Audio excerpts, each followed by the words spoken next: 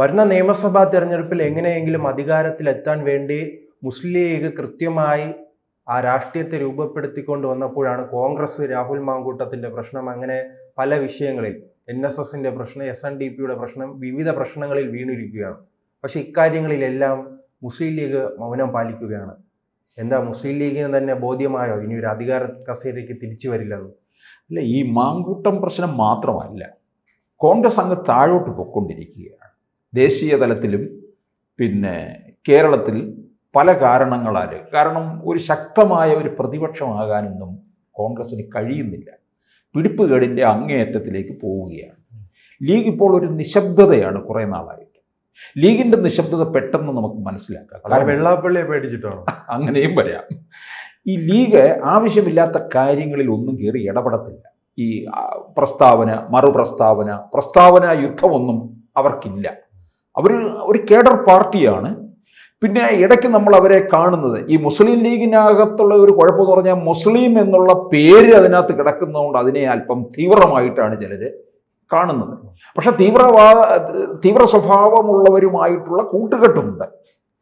Jamaat-e Islami, popular front, SDPI, welfare party, ഇവരുമൊക്കെ ആയിട്ടുള്ള കൂട്ടുകെട്ടുണ്ട്. ഈ കൂട്ടുകെട്ടെല്ലാം കളഞ്ഞിട്ട് പിന്നെ അഗ്നിശുദ്ധി വരുത്തി ഇങ്ങോട്ടേക്ക് വന്നാൽ എടുക്കാമെന്നാണ് LDF പറഞ്ഞിട്ടുള്ളത്. പക്ഷേ എന്തോ ഒരു നിശബ്ദതയ്ക്കകത്ത് നിൽക്കുന്നത് പല സംശയങ്ങൾക്ക് വഴിവെക്കും. അപ്പോൾ ചോദിക്കാൻ, ലീഗ് അതൃപ്തരാണോ? ഇവർക്ക് ഭരണം ഇനിയിപ്പം ഇല്ലാതെ വന്നു കഴിഞ്ഞാൽ പ്രശ്നമാണ്. ഇവർക്ക് സാമ്പത്തിക ക്ലേശമൊന്നുമില്ല കേട്ടോ, മറ്റു പാർട്ടികളെ പോലെ. ഇപ്പം CPM ഒരു തവണ അധികാരമില്ലെങ്കിലും അടുത്ത 5 വർഷത്തേക്ക് അവരുടെ പിന്നെ കാര്യങ്ങളെല്ലാം എല്ലാം എസ്റ്റാബ്ലിഷ്ഡ് അല്ലേ. AKI സെൻ്ററൊക്കെ നന്നായി പ്രവർത്തിക്കും. ദേശാഭിമാനി പത്രമുണ്ട്, കൈരളി ചാനലുണ്ട്, എല്ലാം നന്നായിട്ട് പോകും. അവരുടെ സംഘടനകൾ, എല്ലാ പോഷക സംഘടനകളും സമർത്ഥമായിട്ട് തന്നെ പോകും. ഇപ്പം കോൺഗ്രസ്സുകാരുടെ കാര്യം നോക്കാം. KPCC ഓഫീസിൽ കിടക്കുന്ന വണ്ടിക്ക് എണ്ണ ഒഴിക്കാൻ പോലും പൈസ ഇല്ലാത്ത സ്ഥിതിയാണ്. അതാണ് ഭരണം ഒരു തവണ ഇല്ലാതെ വന്നാൽ പോലും അവർക്ക് അങ്ങനെ സംഭവിക്കും. 2 തവണ ഇല്ലാതെ ആയി കഴിഞ്ഞപ്പോൾ ഇനി അടുത്ത തവണയും കൂടി ഇല്ലാതെ വന്നു കഴിഞ്ഞാൽ എന്തായിരിക്കും സംഭവിക്കുക? ഇപ്പോൾ ലീഗിന് വലിയ അമിത പ്രാധാന്യമാണ് UDFിൽ കൊടുക്കുന്നത് എന്ന് പറയുന്നുണ്ട്.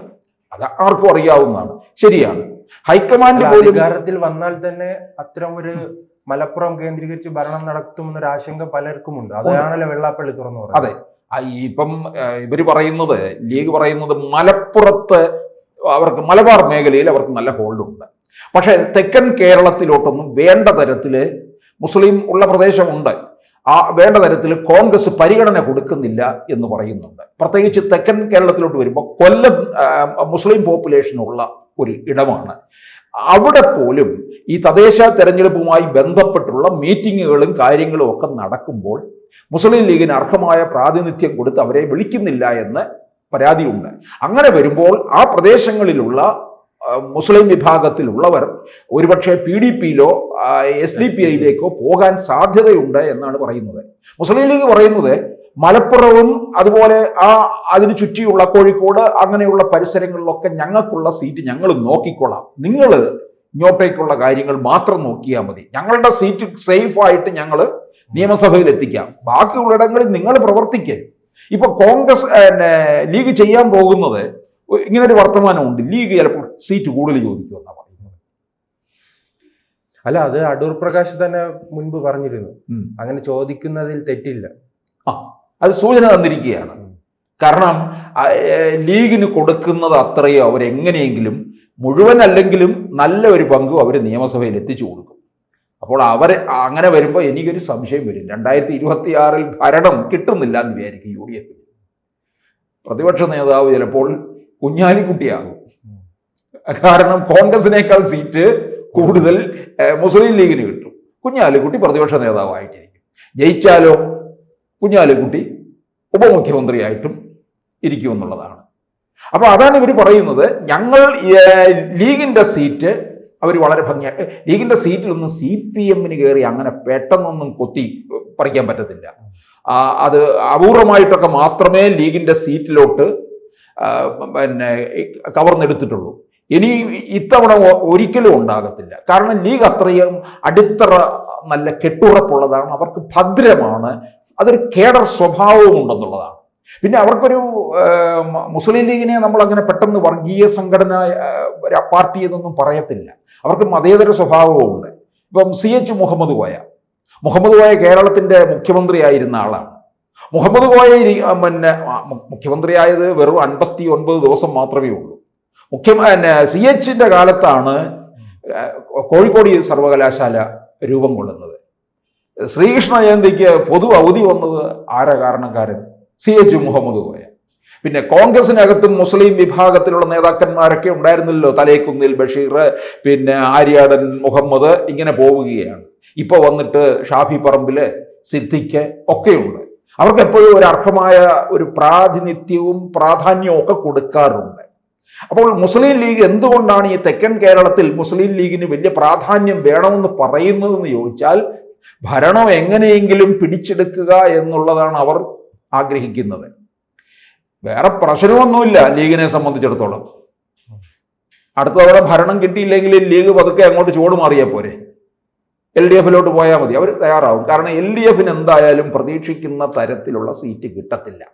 അധികാരത്തിൽ വരാനാണെങ്കിൽ പോലും തട്ടിമുട്ടി മാത്രമായിരിക്കും. അത് നമ്മൾ മനസ്സിലാക്കണം. കാരണം BJP എങ്ങനെ വന്നാലും ഒരു 5 സീറ്റ് പിടിക്കുന്നു എന്ന് കരുതുക. UDFിനും ഏതാണ്ടൊക്കെ ആകുന്നു, ഭരണത്തോട് അടുക്കാൻ കഴിയാതെ വരും. ഈ കേവല ഭൂരിപക്ഷം ഇല്ലാതെ CPM എങ്ങാനും നിൽക്കുകയാണെന്നുണ്ടെങ്കിൽ ലീഗ് അങ്ങോട്ടേക്ക് ചാടിയാൽ പോരെ. ലീഗിന്റെ ഇതിന്റെ ഈ ഭരണത്തിന് തുടക്കത്തിൽ അത്തരം ചർച്ചകൾ ഉണ്ടായിട്ടുണ്ട്. അതാ. അപ്പൊ അങ്ങനെ ചാടുന്ന സമയത്ത് ഈ ഇവരുടെ അത്യാവശ്യത്തിനുള്ള ബാർഗെയിനിങ് ഒക്കെ ചിലപ്പോൾ CPM വഴങ്ങിക്കൊടുക്കും. കാരണം CPMന് ഒരു തവണയും കൂടെ അധികാരത്തിൽ വരണം. അത് എന്തോ ഒരു വാശിയാണ്. അതൊന്ന് കാണിച്ചു കൊടുക്കണം എന്നുള്ളതാണ്. കാരണം പിണറായി വിജയൻ അത്ര ദുഷ്ടനല്ല, ജനപ്രിയനാണ് എന്ന് വരുത്തി തീർക്കാൻ വേണ്ടിയിട്ട്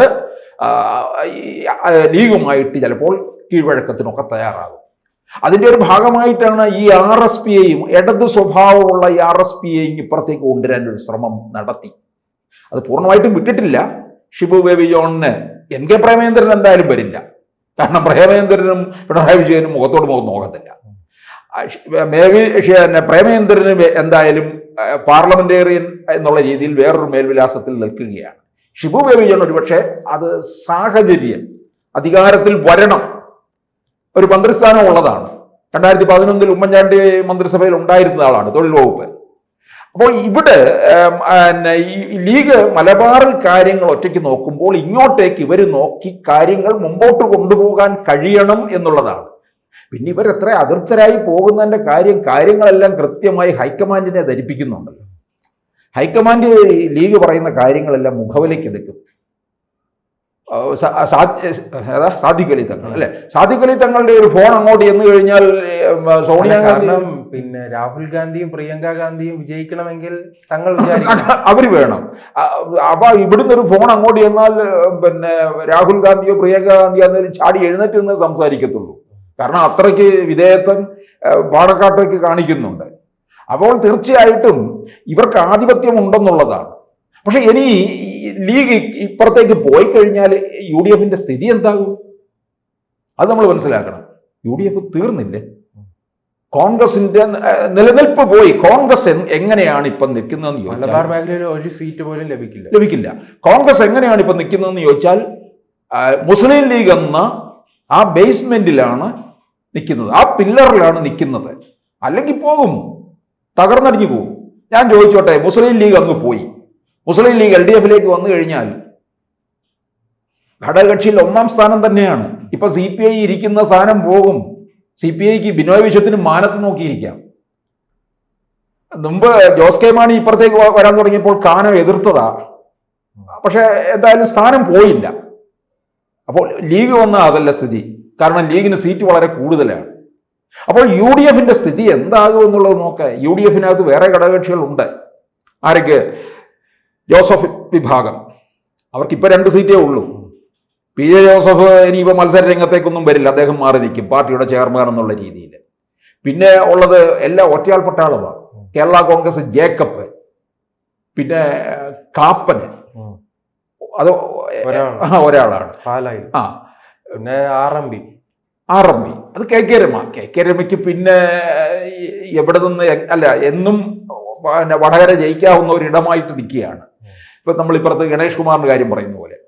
പിന്നെ അതുപോലെ CMP CPI മാത്രം, ഫോർവേഡ് ബ്ലോക്ക് ഉണ്ട്, RSP, ഇവരൊക്കെ എങ്ങോട്ടേക്ക് പോകും? സ്വാഭാവികമായിട്ടും പലരും LDFിലേക്കോ അല്ലെങ്കിൽ NDA മുന്നണിയിലേക്കോ പോകും. കേരളത്തിൽ NDA ശക്തി പ്രാപിച്ച് വരികയാണെങ്കിൽ അങ്ങോട്ടേക്ക് പോകാനുള്ള സാധ്യതയുണ്ട്. അപ്പോൾ UDFിന്റെ കാര്യം ഇപ്പോൾ വലിയ അവതാളത്തിലാണോ എന്ന് സംശയിക്കേണ്ടിയിരിക്കുന്നു. കൂടുതൽ വാർത്തകളും വിശേഷങ്ങളും നിങ്ങളിലേക്ക് എത്താൻ ABC മലയാളം സബ്സ്ക്രൈബ് ചെയ്യുക, ബെൽ ബട്ടണും അമർത്തുക.